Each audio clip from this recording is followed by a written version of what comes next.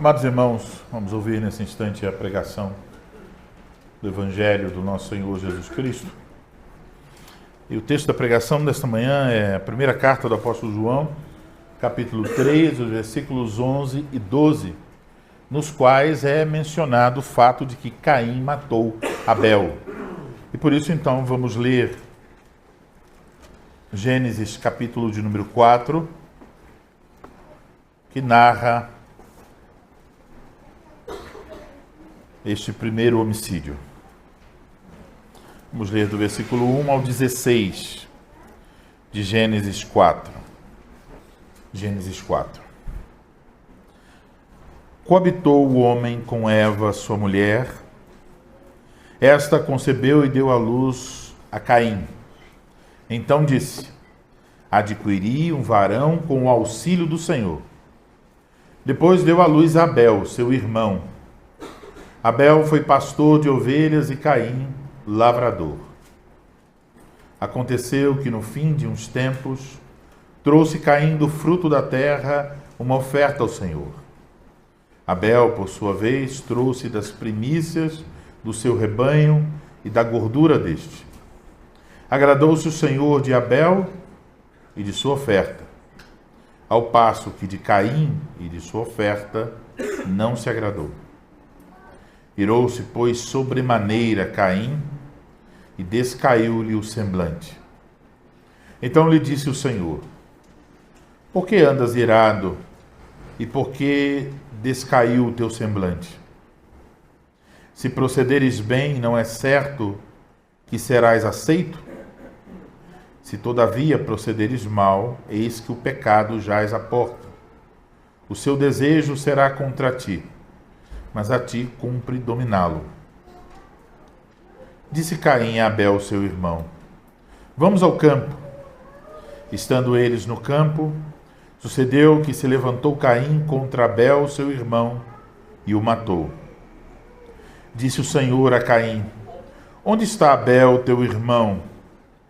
Ele respondeu: não sei. Acaso sou eu tutor de meu irmão? E disse Deus: que fizeste? A voz do sangue de teu irmão clama da terra a mim. E agora, pois, maldito, és agora, pois, maldito por sobre a terra, cuja boca se abriu para receber de tuas mãos o sangue de teu irmão. Quando lavrares o solo, não te dará ele a sua força, serás fugitivo e errante pela terra. Então disse Caim ao Senhor: é tamanho o meu castigo que já não posso suportá-lo. Eis que hoje me lanças da face da terra, e da tua presença hei de esconder-me. Serei fugitivo e errante pela terra. Quem comigo se encontrar me matará. O Senhor, porém, lhe disse: assim qualquer que matar a Caim será vingado 7 vezes. E pôs o Senhor um sinal em Caim, para que não o ferisse de morte quem quer que o encontrasse. Retirou-se Caim da presença do Senhor e habitou na terra de Nod, ao oriente do Éden. Agora, vamos ao texto da pregação. Primeira carta do apóstolo João, capítulo de número 3, versículos 11 e 12. Assim diz a palavra do Senhor: porque a mensagem que ouvistes desde o princípio é esta, que nos amemos uns aos outros, não segundo Caim, que era do maligno e assassinou a seu irmão. E por que o assassinou? Porque as suas obras eram más e as de seu irmão justas. Até aí a leitura da palavra do Senhor. Vamos orar. Ó Senhor, nosso Deus, nós acabamos de ouvir a leitura da Tua palavra e esperamos ouvir a exposição da Tua palavra. Mas reconhecemos que precisamos do Teu auxílio pois não queremos apenas algumas explicações, informações. Queremos, antes de tudo, ouvir a voz do Teu Filho Jesus Cristo.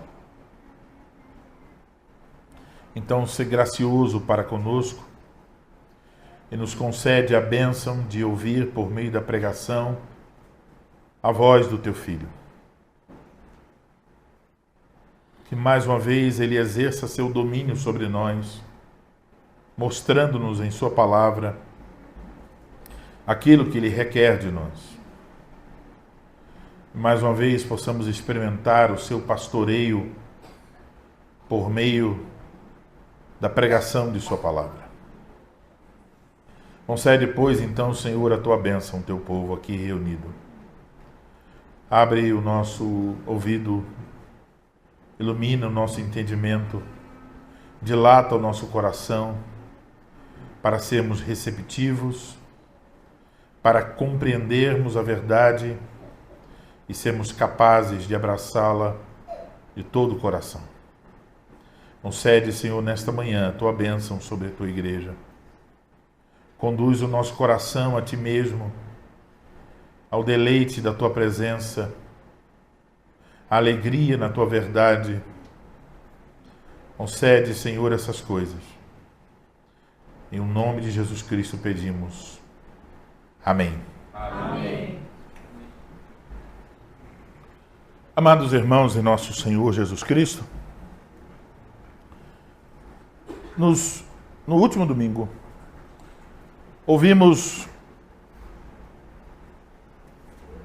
observamos que os versículos 7 a 10 do capítulo 3 desta carta, João está preocupado em mostrar aos seus leitores que existe uma diferença nítida entre os filhos de Deus e os filhos do diabo.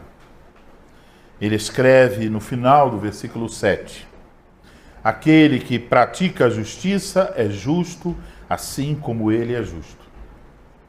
E depois, no início do versículo 8, ele diz: aquele que pratica o pecado procede do diabo, porque o diabo vive pecando desde o princípio. É bom lembrar que, ao dizer essas coisas, João tem em mente principalmente os falsos pastores que estavam enganando muitas das pessoas que haviam feito parte das igrejas para quem João escreve. Esses homens haviam saído da igreja, eles estavam apresentando uma doutrina que negava o ensino apostólico a respeito de Jesus Cristo. Mas não é só isso. A vida desses homens não possuía os verdadeiros frutos da obra da graça de Deus. João está então argumentando e dizendo que uma vida na prática do pecado é incoerente com a confissão cristã. Vamos lembrar os argumentos de João nesses versículos 7 a 10. Ele disse: Jesus é justo. Jesus veio desfazer as obras do diabo. Então, como alguém que se diz salvo em Cristo Jesus pode ter uma vida caracterizada pela prática do pecado? Ele diz mais: um filho de Deus é alguém que experimentou um novo nascimento. Tal pessoa nem sequer pode voltar a viver como escravo do pecado, porque dentro dele existe algo que o impede de viver no pecado. Pelo contrário, diz João, quem nasceu de Deus deseja praticar a justiça, deseja ser semelhante ao Senhor Jesus Cristo, o justo. A conclusão dos argumentos de João é óbvia. Se alguém vive na prática do pecado, é porque não nasceu de Deus. Portanto, não é um filho de Deus. É, conforme diz João, um filho do diabo. Agora observe que no final do versículo 10, João aponta para duas evidências que indicam que alguém é um filho do diabo. Todo aquele que não pratica a justiça não procede de Deus. Isso é a primeira evidência. A segunda é, nem aquele que não ama a seu irmão. Então agora, dos versículos 11 até o final do capítulo 3, João pega esta afirmação final, aquele que não ama a seu irmão, e ele vai explicar este assunto. Ele vai expandir essa ideia. Ele quer mostrar que uma das evidências do Novo Testamento é esta, o amor pelos irmãos. Tudo que nós veremos hoje e nas próximas semanas, até o final do capítulo 3, é a respeito do amor pelos irmãos. E é por isso então que eu vos anuncio a palavra de Deus nesta manhã sob o seguinte tema: os filhos de Deus amam uns aos outros. Os filhos de Deus amam uns aos outros. Em primeiro lugar, os filhos de Deus têm uma mensagem a qual devem guardar. Aqui está, versículo 11. Porque a mensagem que ouvistes desde o princípio é esta: que nos amemos uns aos outros. Observe então que o versículo 11 começa com um porquê. Isso tem uma razão. Ele está querendo conectar o que ele vai dizer a partir do versículo 11 com aquilo que ele disse especialmente no final do versículo 10, sobre o amor. João quer mostrar que a ausência de amor na vida de alguém que se diz um filho de Deus é incoerente com a mensagem de amor que tal pessoa ouviu. Quando João se refere aqui à mensagem que seus leitores ouviram desde o princípio, isso pode se referir à primeira vez em que eles ouviram a pregação do Evangelho. A mensagem apostólica original não só afirmava o amor de Deus pelos pecadores, revelado em Cristo Jesus para a nossa salvação, mas também indicava que o amor é um dos frutos do Evangelho. Isso é uma possibilidade, que João, ao falar da mensagem que ouviste desde o princípio, esteja falando a primeira vez em que eles ouviram o Evangelho, eles ouviram sobre o amor de Deus e o imperativo de amar os irmãos. Mas essa referência ao princípio pode ser algo mais abrangente. E isso parece ser indicado pela citação a respeito de Caim. Quando João está pensando sobre este assunto, ele não vai, se fosse hoje, né, uma Bíblia como a nossa, obviamente naquela época era um pergaminho, mas se fosse hoje, João não faria, ao falar do amor, voltaria algumas páginas para pensar sobre isso. Até onde ele foi? Ele abriu nas primeiras páginas da Bíblia e foi direto a Gênesis 4. Então é provável que ao dizer o que ouvistes desde o princípio, João esteja se referindo a isso. Que desde as primeiras páginas, desde o princípio, esta é a mensagem: que amemos uns aos outros. Não é uma mensagem nova. Podemos colocar isso da seguinte forma: se a Escritura fosse uma cidade, em cada rua, avenida e até pelos becos dessa cidade, você encontraria a mesma mensagem. Não só sobre o amor de Deus, mas também sobre a necessidade de amar seus irmãos. A resposta ao amor de Deus. Essa é uma mensagem que percorre toda a Escritura. Ame seus irmãos. João quer que seus leitores lembrem disso, pois o próprio fato deles já terem ouvido essa mensagem traz consigo um perigo. Quando você é exposto a uma determinada verdade por um longo tempo, você pode esfriar o seu coração. você pode considerar de uma maneira errada este assunto.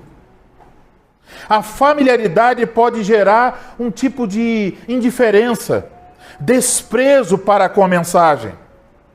Mas aqui está João. Ele está dizendo, olha, vocês já ouviram.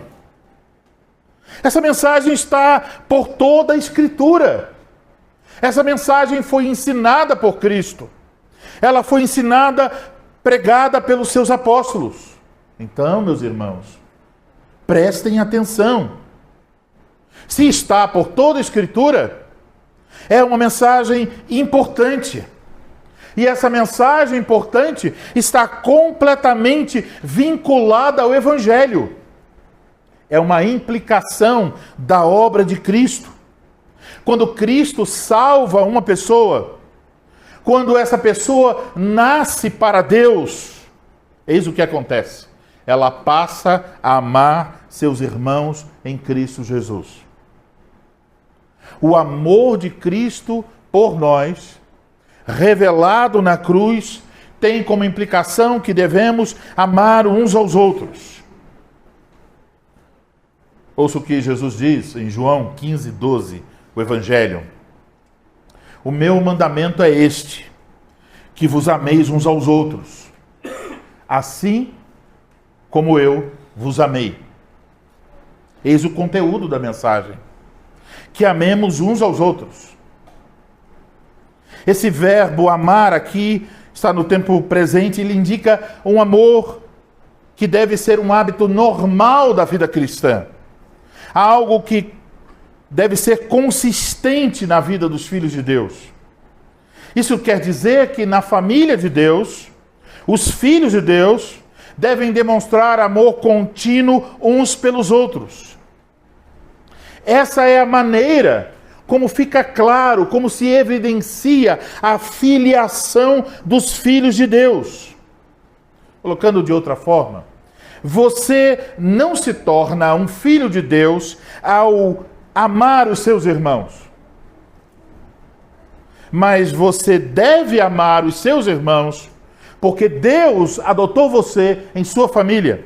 Amar os seus irmãos é uma evidência de que você foi salvo, de que Deus fez de você um de seus filhos, que Deus o colocou em sua família. Amamos, é verdade, a Escritura nos ensina a amar todos os nossos semelhantes. Mas aqui, nesta carta, João tem algo muito específico. Ele está dizendo à igreja, em primeiro lugar, vocês precisam amar seus irmãos espirituais. Vocês devem amar, assim, aqueles que estão unidos a vocês em Cristo Jesus. Isso é dito de outra forma em Gálatas 5:10. Ouçam. Por isso, enquanto tivermos oportunidade, façamos o bem a todos. Mas então completa. Mas principalmente aos da família da fé. Então o amor deve começar primeiro na família da fé, para depois os frutos desse amor se expandirem para fora dessa família. Amados irmãos, a veracidade da nossa confissão como filhos de Deus está atrelada a essa evidência. O amor pelos irmãos. E o fato dessa mensagem percorrer toda a Escritura indica que temos aqui algo que transpõe as culturas. É verdade para o povo de Israel no deserto, é verdade para Jó, é verdade para Noé, é verdade para Paulo no mundo grego. Transpõe épocas e culturas. Porque estamos falando de algo que está vinculado à natureza humana, tal como Deus a criou. Então, devemos entender, Deus não nos fez para estar sozinhos. Você se lembra da narrativa da criação? Tinha algo que não estava bom? Não é bom que o homem esteja só. Então, o que Deus fez? Deus deu ao homem a bênção do casamento. Com a bênção do casamento, Deus deu uma família.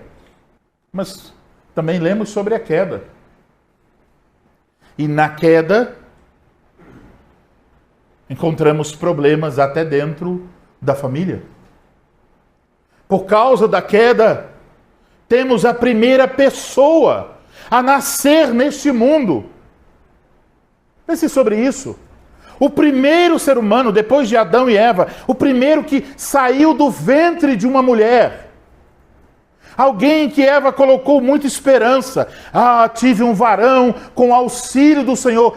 A ideia é que talvez esse menino fosse aquele que esmagaria a cabeça da serpente. Mas o primeiro ser humano que nasce de uma mulher revela a profundidade da corrupção da natureza humana.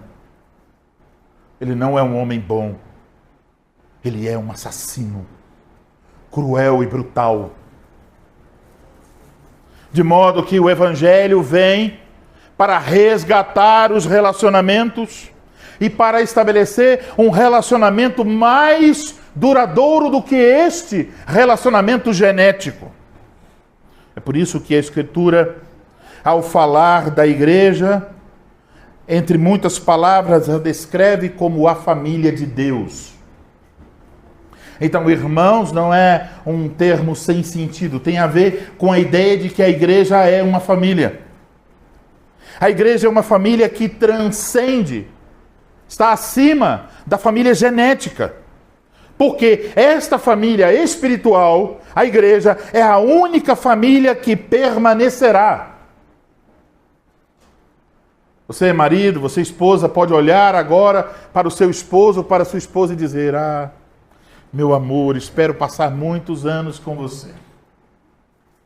Mas, você sabe, um dia a morte chegará até você e desfará esse relacionamento. E na ressurreição final, quando estivermos no novo céu e na nova terra, Cristo já nos avisou, não haverá mais esse tipo de relacionamento. Você no céu não terá uma esposa ou um esposo, um pai ou uma mãe. Tudo que restará são irmãos. Todos irmãos. Se a sua esposa é crente, ela será a sua irmã. Mas agora mesmo eu já sou seu irmão.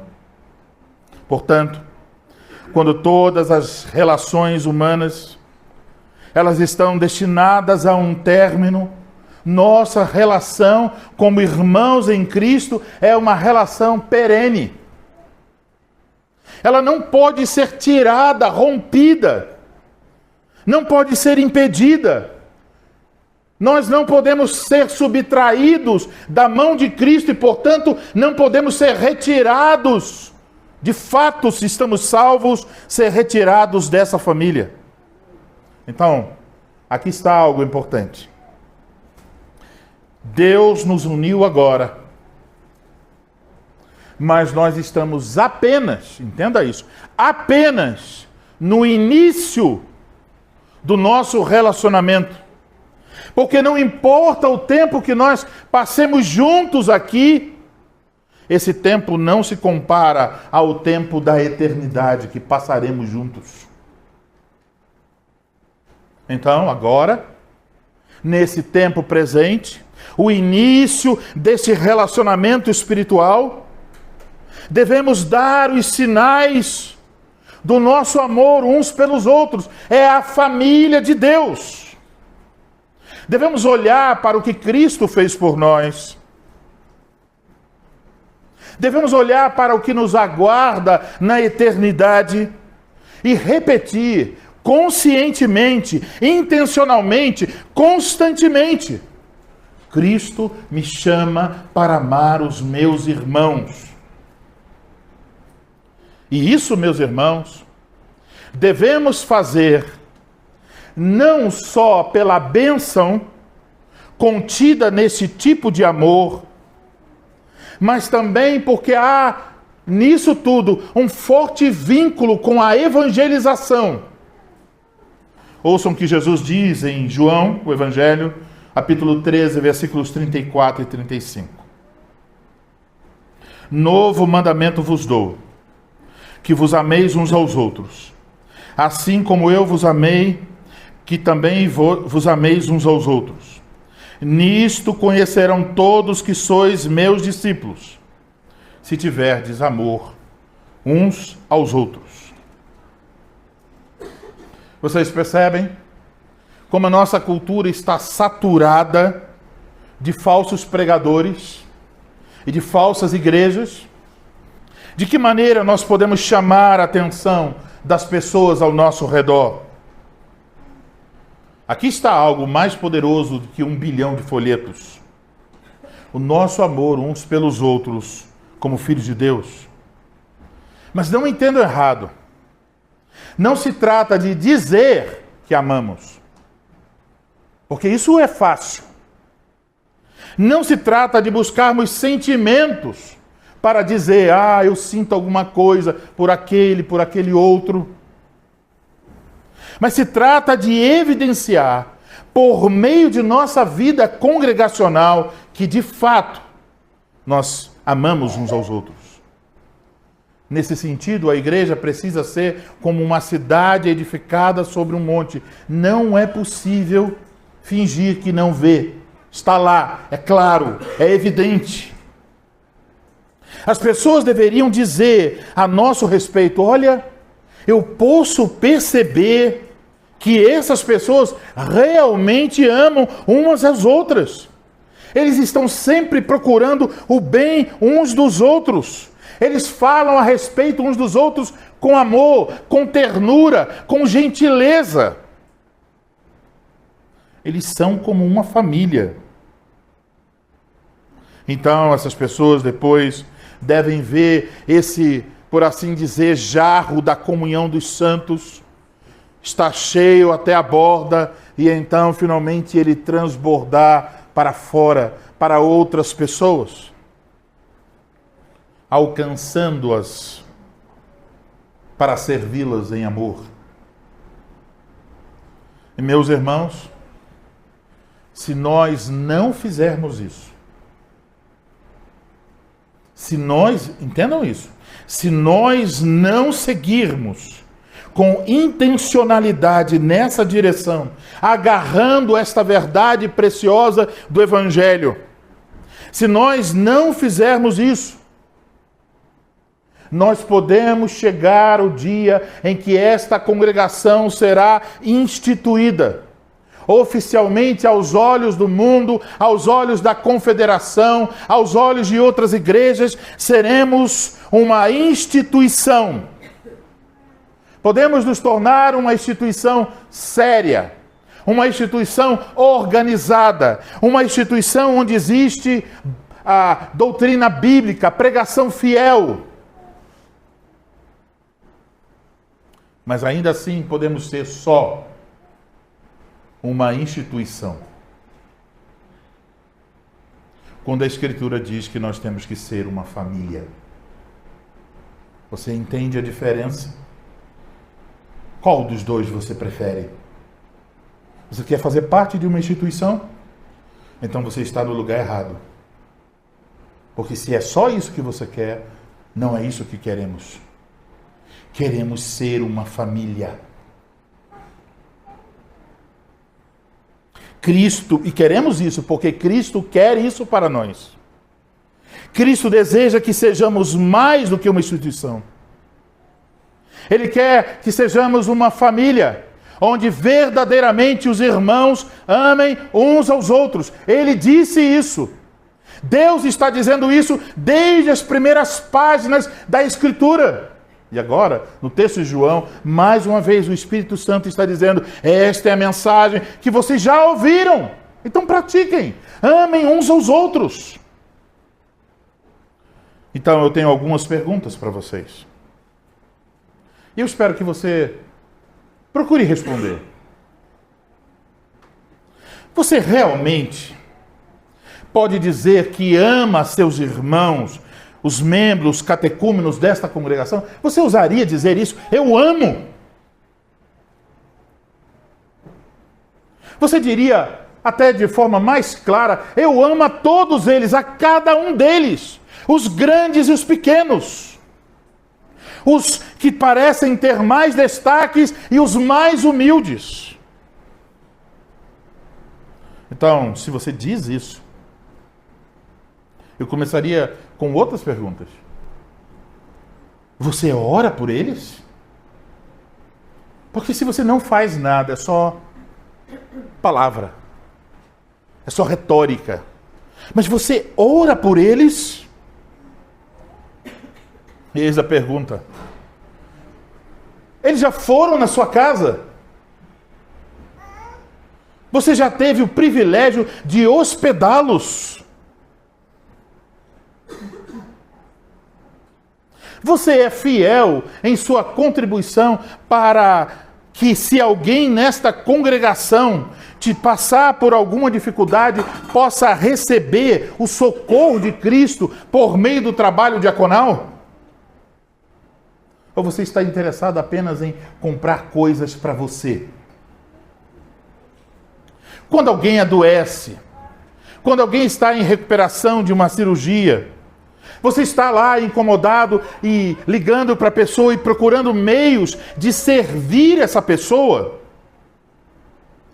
Quando você percebe a necessidade em uma família, você se preocupa com isso a ponto de buscar os meios daquela necessidade ser suprida? Quando você vê que alguém faltou o culto, você se preocupa com isso? Você intencionalmente e continuamente procura imaginar os meios de demonstrar amor aos seus irmãos? Isso é um assunto da sua meditação. Como eu vou demonstrar amor a fulano de tal essa semana? Você sente um regozijo de pensar sobre isso? De pensar nos meios de demonstrar amor? Segundo lugar.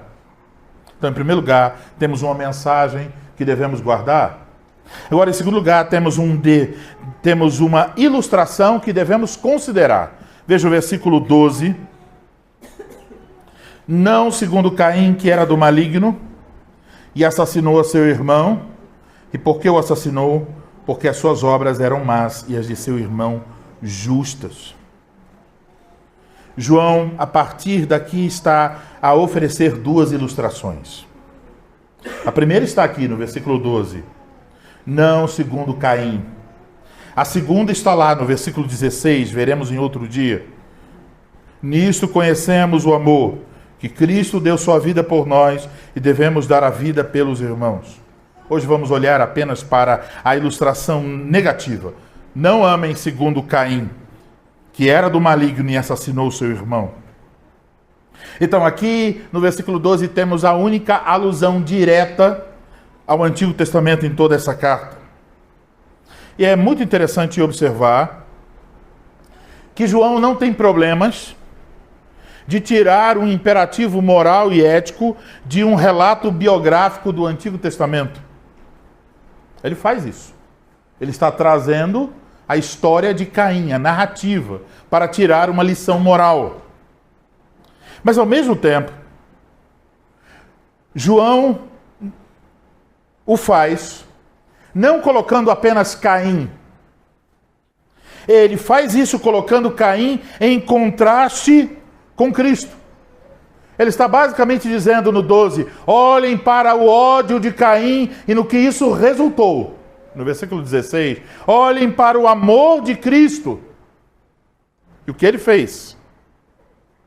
Portanto, João não é um pregador exemplarista, que pega o exemplo de um personagem da Bíblia, foca nesse personagem, em tirar lições desse personagem, ignorando a Cristo.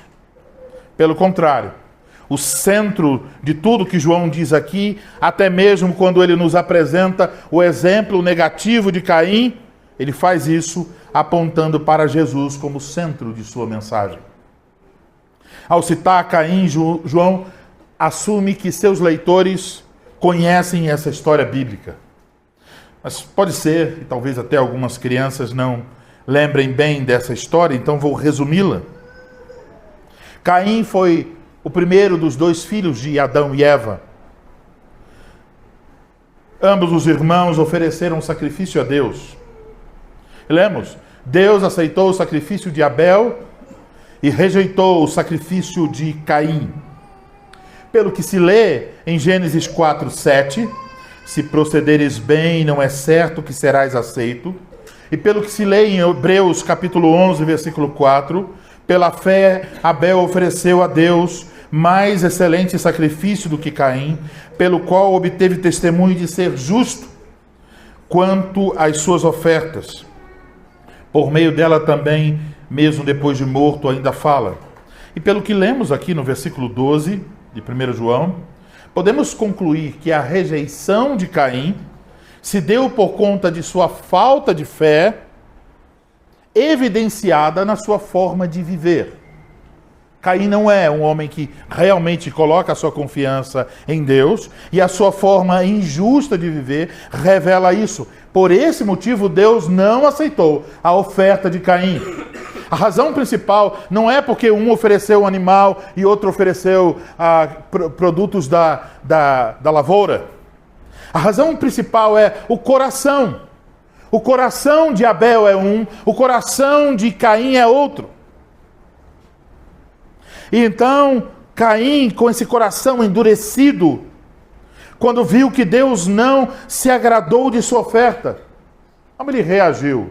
Não com arrependimento, ele reagiu ficando deprimido, um semblante descaído e irritado com seu irmão. Ele então descontou a sua raiva invejosa em Abel, assassinando-o brutalmente. O verbo usado aqui por João, traduzido por assassinou, poderia ser traduzido como abater, massacrar ou mutilar. Literalmente significa cortar a garganta. É usado para retratar uma morte violenta. João nos diz que Caim matou violentamente a seu irmão. E então ele faz uma pergunta retórica que serve para trazer à luz o motivo por trás do ato brutal de Caim. João pergunta: e por que o assassinou? E a resposta: porque as suas obras eram más e as de seu irmão justas. Então João está contrastando as ações e o caráter dos dois irmãos. Os atos justos de Abel provocaram o ciúme e a raiva de Caim. E isso culminou no assassinato brutal. Aqui nos lembramos das palavras de Jesus aos judeus que desejavam assassiná-lo. Jesus diz que o desejo daqueles judeus indicava de quem eles eram filhos. Em João capítulo 8, versículo 44 se lê: vós sois do diabo, que é vosso pai, e quereis satisfazer-lhes os desejos. Ele foi homicida desde o princípio. Agora João diz a respeito de Caim: Caim era do maligno. Nos versículos anteriores aprendemos então que existem apenas dois tipos de pessoas neste mundo. Se você olha para a parábola do trigo e do joio, você diria: uns são trigo, outros são o joio. Lembra? O joio foi plantado pelo inimigo. Mas aqui João usa uma outra linguagem. Ele diz: nós temos no mundo os filhos de Deus, e depois, só há outro tipo de pessoa: os filhos do diabo. Os filhos de Deus são aqueles que, havendo sido alcançados pela graça de Deus, nasceram de novo. É um pré-requisito para ser um filho de Deus. Você precisa nascer de novo. Você não nasce um filho de Deus.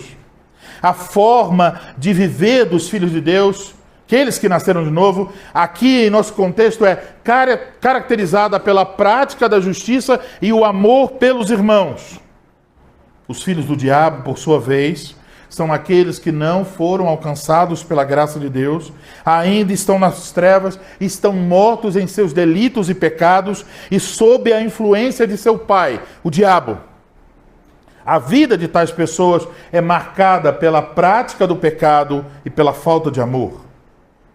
Então, dessa forma, João quer que saibamos que quando alguém se diz um filho de Deus, mas ao mesmo tempo odeia seus irmãos, João está dizendo, veja, isso é uma prova, essa pessoa é como Caim. Ele não é um filho de Deus, ele é um filho do diabo. A vida em ódio, inveja, raiva, brigas. Essa vida é incoerente com a nossa vida em Cristo Jesus. Portanto, amados irmãos, se de fato estamos em Cristo, não podemos aceitar a ideia de termos um tipo de vida congregacional onde seja normal invejarmos uns aos outros, termos raiva uns dos outros. Fulano não fala com ciclano. Isso não pode ser normal em uma igreja de Cristo. Não podemos considerar normal algo que indica uma filiação com o diabo e não com Deus. Tampouco. Isso está implícito na carta de João, por causa dos líderes que estavam assediando as igrejas. Tampouco devemos nos colocar sob o cuidado de pastores abusivos, dominadores, brutos e sem amor. Não importa. Se algum dia Elienai der evidências de uma vida que não ama as ovelhas de Cristo, vocês têm a obrigação moral de retirá-lo do púlpito, de pedir outro pastor, porque os pastores devem representar fielmente o amor de Cristo. Vejam que Jesus nos ensinou em Mateus capítulo 7, versículos 15 a 17. Ele diz, acautelai-vos, quer dizer, tomem cuidado, prestem atenção. Acautelai-vos dos falsos profetas, que se vos apresentam disfarçados em ovelhas, mas por dentro são lobos roubadores. Oh, sim, Jesus, devo tomar cuidado. Mas como é que eu vou saber quem são? Porque eles estão disfarçados. Jesus diz, calma, vou te dizer. Pelos seus frutos os conhecereis. Colhem-se, porventura, uvas de espinheiros ou figos dos abrolhos? Assim toda árvore boa produz bons frutos, porém a árvore má produz frutos maus. Então, quando alguém encontra um pastor abusivo, um homem dominador, um homem sem amor, frutos maus. A árvore é má. Não é um filho de Deus, mas provavelmente um filho do diabo. Então, nós não devemos deixar que questões externas nos enganem. Eloquência, conhecimento, aparência de piedade, aparência de ser cheio do Espírito Santo, número de seguidores em redes sociais. Nada disso são frutos da salvação, mas o amor é. Então devemos estar cientes disso. Onde a doutrina fiel estiver sendo pregada, esse fruto deve ser visto pelos outros. Portanto, meus irmãos, não sejamos como Caim, mas como Jesus. A história de Caim nos ensina que o coração humano se inclina para odiar o seu próximo. Mas ao mesmo tempo somos convidados a olhar para a cruz. Na cruz, Jesus nos revela outro caminho. Na cruz, Ele nos salva dos nossos pecados. Na cruz, Ele remove as nossas injustiças, entre elas o nosso ódio. Na cruz, Ele nos torna novas criaturas. para que, havendo experimentado o amor dele por nós, possamos demonstrar esse amor uns aos outros. Aqui está a mensagem. Deus é amor. Ele deu o seu Filho por vocês. Cristo se entregou por amor a vocês. Então, como filhos de Deus, meus irmãos, amem uns aos outros. Que o Senhor nos conceda a graça para crescer nesse amor uns pelos outros. Amém.